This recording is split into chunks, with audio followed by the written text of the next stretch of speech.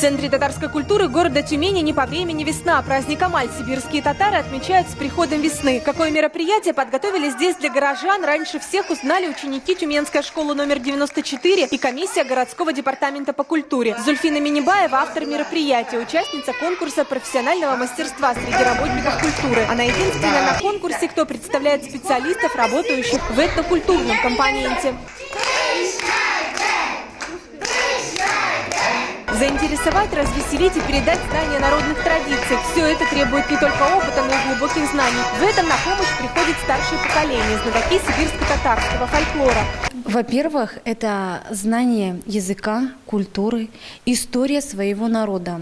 Здесь мы в Центре татарской культуры проводим такие мероприятия, как Сабантуй, национальный праздник, Ураза байрам, Курбан байрам, мусульманские праздники, Сумбуля, Каз эмасы, Нардуган, Амаль байрамы. За плечами Зульфины Минибаевой татарское отделение филфака Тюменского государственного университета и образование режиссера. Универсальных знаний в работе с этнокомпонентом мало. За опытом едут в Татарстан. В прошлом году я ездила на обучение в город Казань.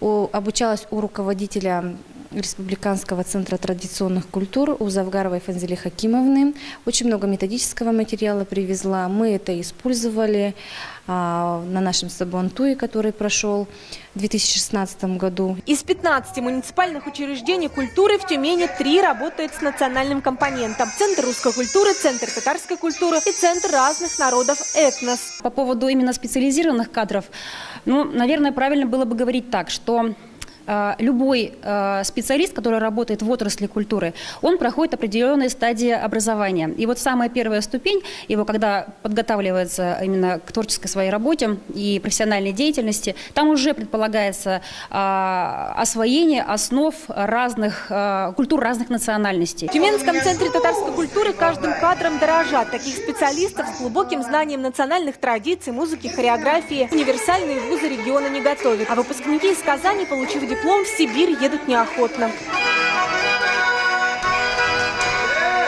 София Хайруллина, Марат Нигматуллин, ТНВ, Тюмень.